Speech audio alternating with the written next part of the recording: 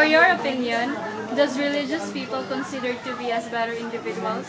Yes, of course. Religion must be known by individual.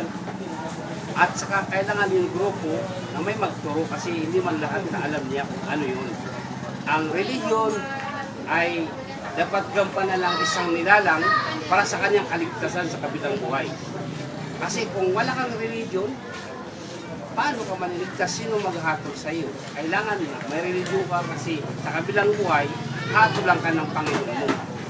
Especially sa Islam, itong Islam ay ito ay pagkaalam namin ay ito ay right religion.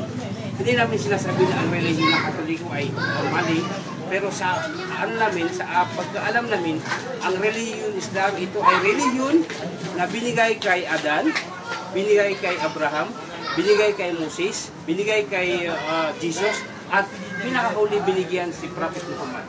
Yun ay tinatawag na Final Testament. Thank you po.